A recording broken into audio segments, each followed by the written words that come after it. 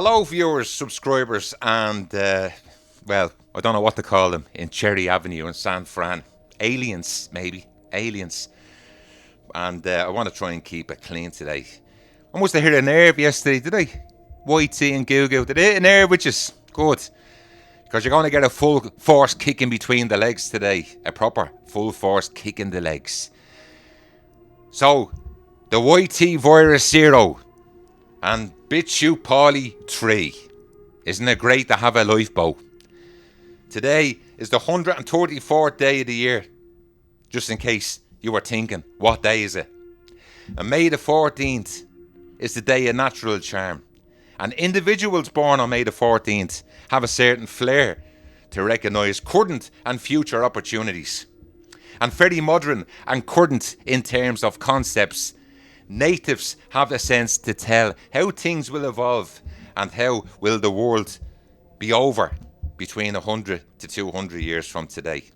Now, who died on this day in history? Well, today, if you know anyone that died on May the 14th, they shared our deaths, with Frank Sinatra, Rita Hayward, B.B. King, Henry VIII of France, and Louis VIII of France.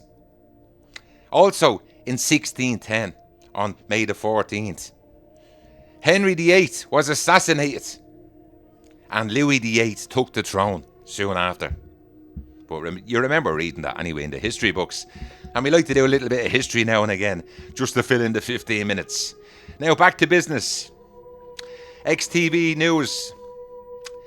That's right, the claim Mr. Gates and the World Economic Forum predicted the Silicon-19 pandemic or planetemic.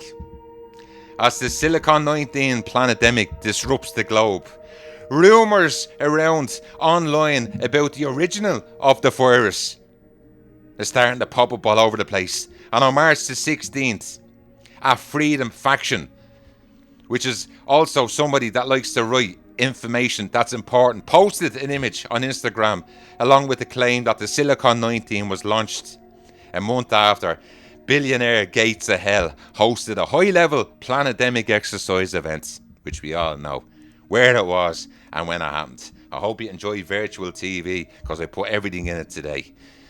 Mr. Gates hosted a closed-door meeting for global elites, and the invitation came with a Silicon-19 or San Fran virus sent to the Wuhan Games in a flask. A few months later, thousands will be dead. And we all know what's happening today. There was participants of the event 201 invited there by the rich and powerful elites that rule the world. And they also sat at the war games and watched then how the outbreak started. Blah, blah, blah, blah, blah. It looks like a meeting that was going to succeed because the elites said it was going to succeed, and it did. And a month later, Silicon-19 was reported at a wet market, and we all know the rest come 2020. And here's the best bit. Conspiracy theories about the event have circulated online for months. And on January the 29th, there was an article posted on the website called Humans Are Free. And they claimed that Bill and Melinda Woof Woof Foundation and the World Economic Forum had conducted a planetemic simulation just a few weeks before the real outbreak. Surprise, surprise. Still up there on the internet, you can watch it anytime you want. The article then goes on to say that, is one Gates of Hell a coincidence? And if you believe in that sort of thing, it heavily institutes the baselessness claim that the event was conducted as preparation for the current, that's right, Silicon-19 outbreak. Although Event 201 was a real operation, there's no evidence that was meant to model or engineer the current Silicon-19 planetemic a few weeks later. The whistleblower says from USA Tomorrow, as he was telling in silence XTV. And he also said, if you believe the last bit that Paulie just read out about Event 201, You must be crazy. You must be mad. Mr. Gates, or Sir Gates, or the Dark Destroyer, he went on to say, is our saviour. And this guy works for USA Tomorrow, which is a big newspaper. And he said, he went off, by the way, whistling, "It's the end of the world as we know it," by R.E.M. Then, while I was listening to the interview, I start whistling, "It's the end of the world as we know it." And I called the guy back. I said, do us a favour, take a chill pill. I was only asking you about Event 201. And then I asked him, did you take the vax? And he started laughing. So that's what we're up against, looking for information. Although Event 201 was a real event, affiliated with high-profile medical professionals, business leaders and government actors, the claim that the event predicted the current pandemic or is tied to it directly in some way is unfounded. We rate this claim false, they said, because it's not supported by our research. There is no reason to believe that our current pandemics and nothing that can resemble Event 201 simulation, despite coincidences in the modelling and the timing of the simulation. Wakey wakey everybody, wakey wakey. Our fact check sources: the Centre for Health Security, Event 201, Johns Hopkins University, the statement about nCoV and our pandemic exercise at the Johns Hopkins University.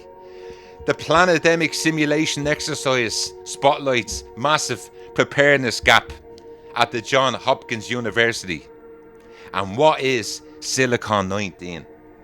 And are all the questions that we asked today. Because we know most of them. We know the answers to most of them. October the 28th, 1955. If you were born on that day, well done. Because you also celebrate your birthday with the gates of hell. That's right, Bill's birthday. The Silicon-19. And you know something, I might bring out a book called The Silicon-19. And you can pre-order yours today. I might even call it The Silicon-19. I will be releasing it in 2040. And if you pre-order yours today for $30, I'll personally sign your book. Yeah, don't forget, I do my best here at XTV. It's a one-man show, and it takes a long time to put these videos together. Now, some figures for your calculator. So get your calculator out. Yeah. So far, $1.2 billion has already been earned by pharmaceutical corporations, including Pfizer and GSK and AMC, with $262 million remaining in a special fund, as the AMC fund was supposed to encourage new producers to enter the market and help bring prices down. MSF is calling on Gavi to reserve the remaining funds under the AMC for the new vaccine. Wow. Offering a more affordable version in the near future. Something else, isn't it? Considering the Irish government just after giving Gavi 18 million towards the new vaccine. Well, I wonder who'll be hiding the day it comes out.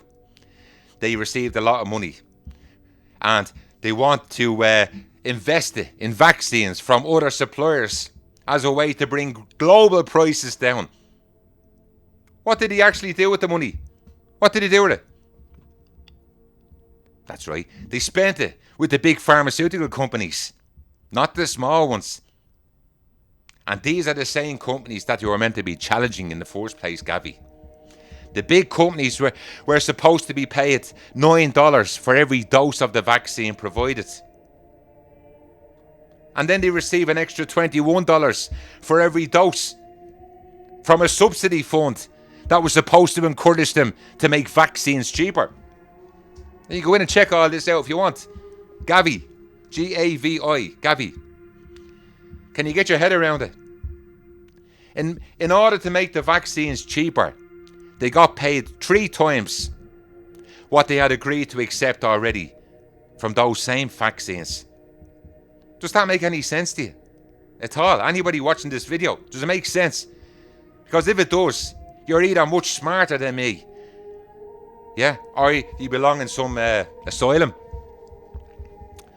Anyway, we've 5 minutes left. Of course, we come back to the very opening paragraph where I started with Gavi a few minutes ago. Yeah. Gavi, you need to check it out. The Irish government giving them 18 million. Yeah. And they like dealing with the Irish because we're PR friendly. And that's the whole point of it. PR friendly. Backward Ireland, leprechauns. Yeah. And 18 million could make a big difference somewhere else, as the Irish government come out and say. But remember, they are all part of the same show. When are humans going to stop clapping like seals in the sea? When? Can you all spin the beach ball on your seal nose? Can you spin it? Or can you swim in a circle like Orca the whale that's in today's virtual TV? Yeah. If the whale wasn't in SeaWorld in the first place, it wouldn't be classed as a killer whale. Do you ever think about that? You put it into a swimming pool in the middle of Florida and off it goes around the circle. Now the government has taken out Orca and put in the human into swim around the swimming pool. And the audience is the 1% elite who holds the keys, or should I say the digital keys, to Orca's swimming pool. The same person that holds the keys to the gates of hell. Yeah. Don't mind going back to work. Go back to work and wait till that little app sends you the message with the day and the time for the jab of insanity. Hope you like that one.